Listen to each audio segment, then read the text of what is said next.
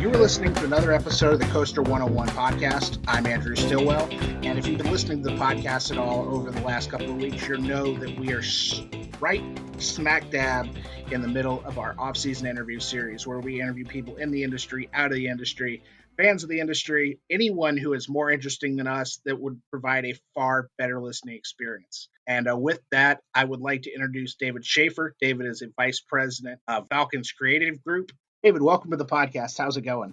Thanks so much for having me, Andrew. Great to be here. Wonderful.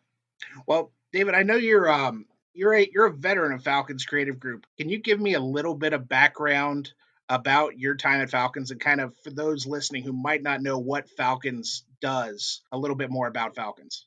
Yeah, I'd be happy to. So, I've been lucky enough to spend much of my career at Falcon's and really see it grow. I've been with the company now going on 15 years. And believe it or not, I actually started as a CAD intern. So, talk about starting from the bottom and working my way up. The really cool thing about the, Falcon's and the company, when I joined, it was a very, very small boutique firm. And that really gave the limitless possibilities, if you will, to participate in so many different areas of the business. And so I just tried to jump in and help wherever I could, and that gave me opportunities to really grow as a person and both professionally with various project experiences, and slowly over time kind of evolved into more project management type roles, and then ultimately, I'm now vice president of the company. And I've got to ask this question because I looked on your LinkedIn and your career in the amusement industry. You actually started, you had a little bit of a stopover with Skee-ball. Can you tell me what it was like working for Skee-ball? Obviously, that's a game millions of people have played, but you don't really think about kind of what goes into the whole process. Yeah, exactly. Yeah, I mean, kind of a funny story. So growing up, at a very young age, I knew I wanted to get into the attraction industry. So even throughout my years in college, I was researching and really trying to kind of seek that out. And, at the same time, as everyone does, you start to look for opportunities as you get closer to your graduation date. And fortunately, I had already completed an internship with Falcon's the summer between my junior and senior year of college. And so I kind of got a taste of the industry and the taste of Falcon's. And I was like, this is awesome. Definitely what I want to do. Unfortunately, once I graduated, though, just given the economics and kind of the business climate, I was not able to join Falcon's as a full-time employee at that time. So I had to kind of find plan B. Fortunately, I was lucky enough to land a project engineering job at Skee-ball. And they are a small family-owned business outside of Philadelphia, Pennsylvania. And it was a really cool experience. It fit really well with my personality. I think the one thing that I loved so much about it is the fact that I was on the design and engineering side, but that aspect of the business was literally on the second floor of the factory, of the shop. And so I would spend, the shop would start, early shift at 6 a.m. in the morning, and they'd usually wrap up by 2 or 3 in the afternoon.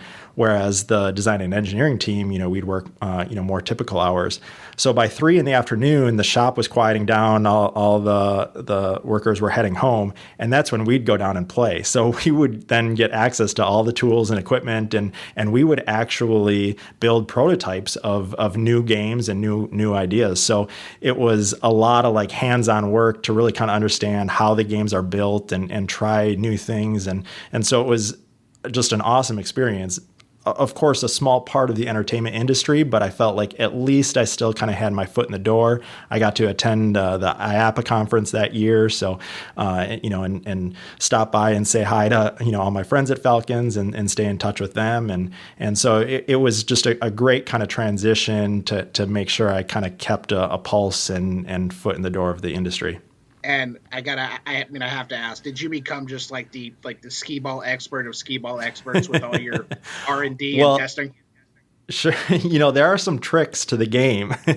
A lot of people don't know this, but so in kind of the old school skee-ball alleys, the netting around the actual target is like a soft fabric good, kind of like a basketball net.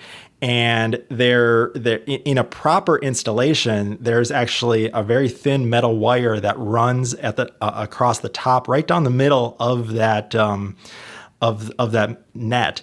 And that wire is there for a very important reason, because if you swing the ball as fast and as hard as you can down the alley, if that wire isn't there, the ball pops up and hits the top of the net, and the net kind of kind of guides it towards the middle, and you can hit a target like almost 100% of the time. But if that wire is installed, obviously it kind of deflects it, and you can no longer cheat that way. So a little tip for your listeners: if you go to an arcade, you can try to determine if that wire is actually installed and still there. If it's not, jackpot. I love it. Okay, we're going to move on to why you're actually on this podcast, and we're going to talk Falcon's creative group. Um, I know, I know the name Falcons because I'm a big fan of Busch Gardens Williamsburg, and I know that Falcons did the ride film for Curse of DarKastle, and they helped with the ride film and the media for Battle for Eire. But I know Falcons just does so much more in the industry, and I've just scratched the surface. What is some of what Falcons does, like to the average theme park fan? Where would they recognize your work? What are other aspects of Falcons that kind of that kind of turned Falcons Treehouse into the Falcons creative group that we noted? Sure. So I think one of our strongest kind of aspects of our capabilities and kind of a trademark of much of our work is kind of the digital aspect of our attractions. I think a vast majority of the experiences that we have a hand in are media-based type experiences. But that doesn't mean, we only focus on the media aspect of it. I think we're inherently we gravitate to all the various tools out there to create the experience and to tell the story. And fortunately, we've got an awesome team that can touch so many different areas. And we do everything from, concept all the way to opening, where we will, do overall, concept design of developing the story and the treatment of the attraction, develop the designs for the theming and the scenic, and start to work out the technical aspects of the various, integrating the various systems of ride systems and AV and special effects, and kind of bringing those all together. But then it really starts to get fun as you move into the field, and we'll support with project management and art direction and coordination on site. So we can really carry that creative vision from the beginnings of the project all the way through opening. And that's something, I love about Falcons, being able to contribute from the beginning to end, just makes it that much more special, because we can be there on opening day and celebrate with everybody on the team. That's awesome. It is crazy, really, when you think about the catalog of Falcons work. And again, it's something as simple to a ride film. I know you guys have done, full on theme park creative development and direction. Where are some of Falcon's kind of best known projects around the world? And that could be amusement, it could be anything in and out of the kind of that whole themed entertainment spectrum. Yeah, absolutely. Yeah, that's the cool thing about this industry is it is truly global, yet it is very intimate and small. And I feel like, once you've been to a few of the industry conferences, you very quickly get to know, the players involved and people that once they have a taste of the entertainment industry, they tend to be lifers, if you will. They stay in it forever. And because of that, it is a global industry. So it's really awesome that at Falcons we have projects that we've completed all over the globe. Some of the biggest projects to date, for example, several big projects we completed in Dubai in the United Arab Emirates, one of them being Worlds of Adventure theme park, which is the largest indoor theme park in the world. And it actually contains both Marvel and Cartoon Network IP. And Falcons was involved on a broad range of elements of that project. We started out, we master planned the layout of the park. So we did all the design of the facades and area development and layout and help select attractions. But then we progressed that to really work on the attraction designs themselves. So a lot of the interior, show experiences, dark rides, roller coasters, we worked on those. We produced a lot of the media content as well. So that was really exciting for us because we got to work with Marvel and Cartoon Network IP and coordinate directly with those players. And then we even did things like restaurant designs and some of the retail shop interior designs and things like that. So for us, it was like a 4.5-year project from when we started till when they finally opened their doors. But it was so awesome to have be a part of all those different aspects of that. There is an interview on Coaster101.com, which if you're listening to this podcast and you want to learn a little bit more, it's a little dated at this point, but about 3 years ago, you can text the word Falcons, Falcons, to 419-742-2101. Right when that interview happened, you guys had just wrapped Battle for Eire at Busch Gardens Williamsburg. And for those who are listening and may not know exactly what Battle for Eire is, it is the world's first virtual reality attraction on top of a motion simulator base. And if you haven't been to Busch Gardens Williamsburg, I don't know if they're currently running it in the time of COVID. It is an amazing bit of technology that Falcons and the other associated companies put out. But since Battle for Eire, what are some of the projects that Falcons has kind of put out and put to market or had a hand in? Yeah, so there's been a few kind of recent developments that are pretty exciting. We've developed a really great relationship with National Geographic and have done several projects with them and collaborated with them. Specifically at their local museum, at their headquarters in Washington, D.C., we've worked on several exhibits with them. The first was the Tomb of Christ exhibit, then followed by Queens of Egypt, and now most recently, just right before COVID hit, we completed the Becoming Jane exhibit, which was an exhibit basically dedicated to Jane Goodall. All three of those have our recent projects that we brought to life in collaboration with National Geographic, and we had the opportunity to participate both with attraction design and interior design of the theming, but also a lot of media and interactive content development. The Becoming Jane experience actually just recently won several awards, including a Theo Award. So we're really proud of that and just excited about that collaboration with Nat Geo. Yeah, I'm looking at the Becoming Jane Evolution of Dr. Jane Goodall, kind of the page on the Falcons website, and the tech, just based on this one image, it looks like there's the Falcons vision goggles that you look like you're fully immersed in this environment. Can you talk a little bit kind of about the different Falcons tech that is involved in the Becoming Jane exhibit? Absolutely, yeah. So that exhibit actually features a handful of unique things. First off, of course, any exhibit with Jane Goodall, how do we have her be present? I mean, she's such an amazing woman that she's got to be an ambassador of that exhibit. So in one of the first scenes, we actually did kind of a holographic effect, which was really cool. And that's something that Falcons helped produce and produce the media content for and deliver. And then kind of one of the main pinnacle experiences is this immersive standing theater, 3D theater. And I don't know if you can see the images there, but basically guests are wrapped around with 270 degrees around them and the floor below their feet with media content. And so they're basically standing in a space, and through the media content, we take them to the Gombe Reserve and really kind of give guests a chance to walk in Jane Goodall's shoes and see, some of those experiences she had with, the chimpanzees. So very, very cool. The Falcon's vision that you're referring to there is also a really cool piece of technology as part of kind of the interactive zone at the end of the experience. And basically, it's a set of custom built AR goggles, if you will.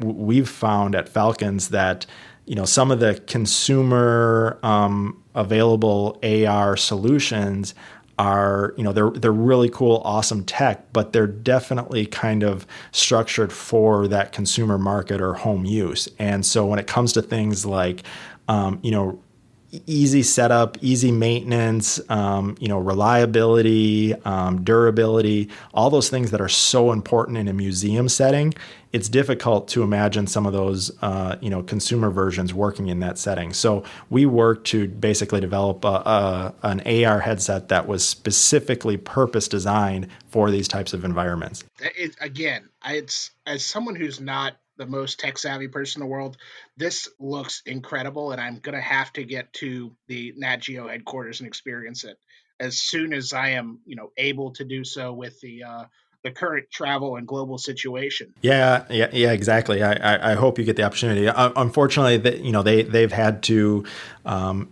close and limit access, during these times. But I know they have every intention of opening it back up and continuing to showcase it. Understood. Well, I mean, it's a good segue into kind of the next question I had for you guys is COVID-19 obviously has wreaked havoc on the amusement industry in general. Has there been any technology or anything that Falcons has worked on, or how has it kind of affected your business in a way? Have you had to pivot away from certain ways you've been doing things or kind of change the way you've been doing things, or how has COVID affect you guys? Yeah, I mean, we've you're exactly right. It's affected everyone, and certainly, it's been challenging for the entire industry. I think we've done a really good job of kind of being cautious and careful. Just even the day-to-day business activities. We had to kind of navigate through that. How would we work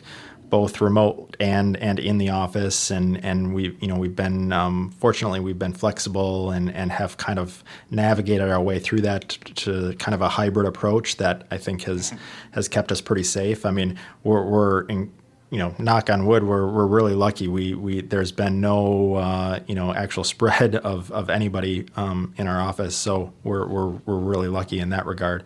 But on a larger scale, just in the industry, obviously the impacts have been tremendous. And I know early on there was a lot of thoughts and questions around, is COVID going to change the industry forever? And we may still not know that answer, but I think one thing is clear that we're starting to see is there is so much pent up demand for entertainment and for people just to break free that, as soon as it's safe to do so, I think we're going to see, the entertainment industry really just skyrocket and rebound. And I think, it's really just a matter of, being a little cautious and pragmatic now. So we're all, at ready for that day and ready to, soar with it, as soon as it's here. I mean, we certainly see that and have that optimistic outlook. So, we're gearing up and ready for it. That's awesome.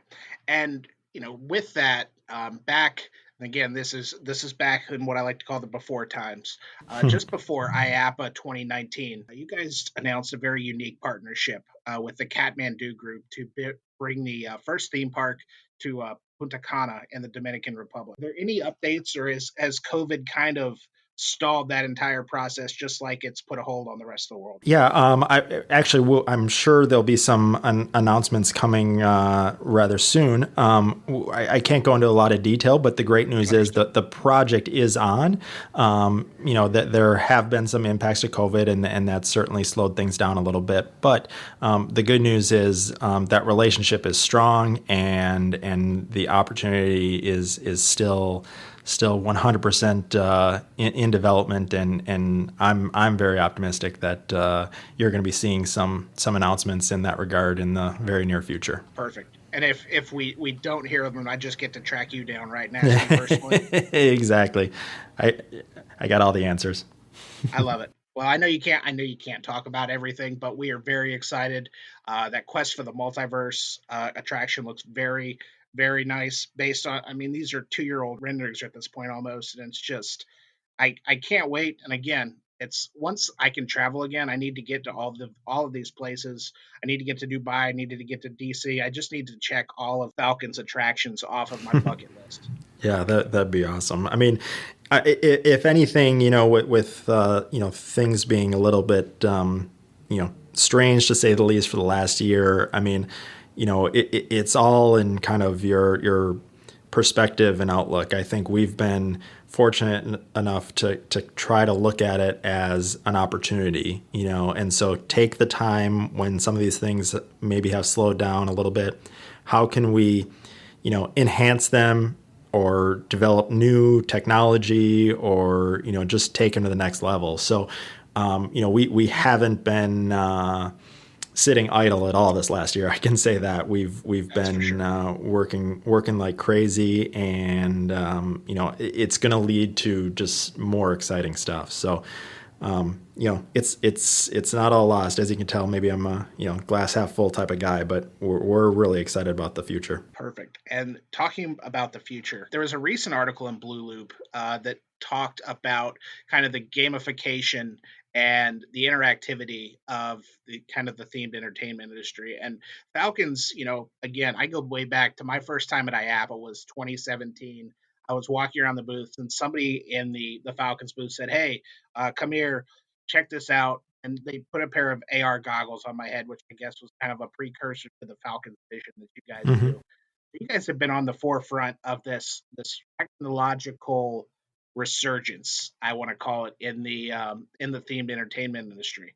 What is it like? You guys have products like the Game Suite, and you've got the Onyx Theater now, and Falcon's Vision. How do you see the future of themed entertainment kind of adapting to these new and more available technologies as it relates to overall guest experience and gamification and improved technology? Yeah, I mean, I think the sky's the limit. I mean, for us, what we're seeing and where we're really trying to kind of push new boundaries is increasing the depth of the engagement. Is maybe one way to put it. I think it's we've been on the rides and the attractions that have been out for decades already. That they coin themselves as interactive, and truly what they mean by that is they're putting some type of blaster in your hand to be able to pull the trigger and gain points, which we've all experienced them. They're a lot of fun, and even more fun when you're competing against your siblings or parents or something. But how technology is now allowing us to push that envelope so much further, and where we're really our company, where we're really pushing, is how can we take that to the next level and actually have the interactivity affect the experience, and beyond just did I win, did I score the highest number of points, but actually give feedback, and maybe it's in the form of changing the media content on screen, or maybe it's actually changing the motion profile of the ride itself, or changing the effects, and how can that experience become more personal based off of the input that the player or the guest is doing, and technology is really allowing for that as we grow and explore these things. So I think it's the same idea of trying to engage with guests more, but man, the opportunities and the depth at which that can be done is just growing exponentially, and so you're going to see experiences now that it's more than just shooting a blaster. It's now I shot a blaster, but my experience ended completely different than the last time I rode it, or maybe even different from the person sitting next to me. So that's got us fired up and excited, because it's a new frontier on the level of interactivity that we can achieve. Awesome. Again, just I'm looking at the Falcons website as we're talking here, and the tech behind some of these things is so impressive. Another thing I want to talk about from that 2018 interview. It was an interview that was conducted through a third party, so it was kind of just a generic from Falcon's creative. But Falcon's mentioned some attractions. We asked them kind of what they were looking forward to, and again, this is 2000. But they said they were talking about attractions centered around the Internet of Things, and I want to learn a little bit more about Falcon's creative group's Spectraverse, which to me seems like the greatest use of the Internet of Things. There's, interactive walk through dark ride experiences, kind of deliver this paradigm shifting atmosphere. Can you tell us a little bit about Spectraverse and kind of how that relates to those Internet of Things based attractions? Absolutely. Yeah, I mean, I think when we kind of use the term the Internet of Things, it's a broad way to kind of define this just interconnected world that we live in. And we think that there is incredible opportunity still yet to be captured in kind of the theme park entertainment world in that category. And what we can see, and we're actively working on it. We have a product or a software rather that we call Aeon, and basically it's an overlay system that we can apply to attractions and experiences to connect them together. And what I mean by that is, say you go to your regional theme park and you go on an attraction. Maybe it's an interactive attraction, so you gain some points, or maybe just the fact that you took the time to ride that attraction, you've now gained some XP, some experience points or something on your profile. And now that profile can be carried with you and brought to another location or another destination, or maybe there's an environment with gameplay on your device or on your within an app. And so you start to see how your actions in a theme park environment can affect your gameplay online or in an app, and vice versa. And so it just becomes this more interconnected web of activity where they're all playing on each other. And so I think it just enriches your experience that much more, because you can take things to the next level. So that's something we're actively in development on, and I think you're going to see a lot of growth in that market in the future. I'm not asking you to badmouth anyone here. Is this kind of what was, and I'm not going to name names, but in a certain new theme park land that has a space related theme, is this kind of what they were talking about with, if you could walk around the land and see, if you scored a certain amount of points on a spaceship themed ride, and the characters would then interact with you in the land? Is that kind of the same deal? Yeah, I mean, it seemed like there was a lot of potential there, and we were not involved in the project, so I can't speak for what that exact story was. Right. But man, we saw the same articles and marketing material that I'm sure you saw, and it seemed like they were thinking along those lines, and unfortunately, I as a consumer, I haven't really seen the full implementation of that yet, and maybe it's still on its way, but I think it's similar lines of thinking than where our head is at in how that can take the theme park experience to the next level. Well, it hasn't been seen at the consumer level yet because Falcons hasn't been the ones to put it out quite exactly. Yep. But it's coming. We're working on it. I can tell you that. Wonderful. Well, I know you can't get into deep industry secrets or specifics here, but in the next couple of years, or as soon as the next couple of months, what can we expect out of Falcon's creative group as far as future attractions or future technologies? Yeah, I think we touched on a lot of those topics. I think we're focused on the enriching the interactivity and advancing that, and I think we're doubling down on some of our R&D efforts. So I think you're going to continue to see new announcements and new press releases from us on new products that we currently have in development, and I think that's just going to lead to new and more exciting things. Perfect. And while we've got you, is there anything else you would like our audience to know about Falcon's creative group, or the tech that you guys are putting out, or anything else about Falcons?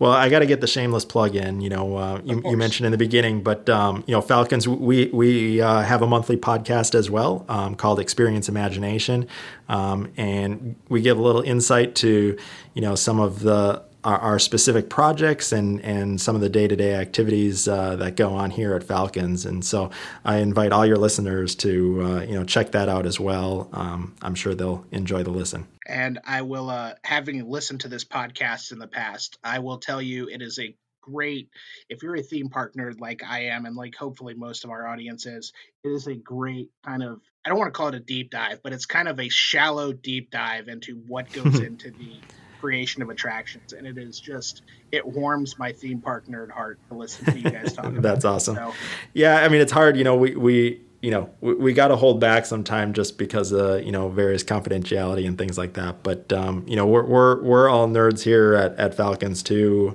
for the industry, and so we'd love to be able to shout from the hilltops, but sometimes we got to tone it back a little bit, and but hopefully we can reveal enough of a peek behind the curtains just to keep everyone excited and hopeful for what's to come. And if I could also say, it is a very well produced podcast. And if you're listening to this podcast, the person editing it doesn't really have a background in audio production. So if you want to listen to a very well produced podcast, the Falcons Creative Group podcast is that. So just well, thanks. Yeah, we get to leverage all the tools from our media production and audio production team. So it's a little bit of cheating, but it's a lot of fun. It's all good.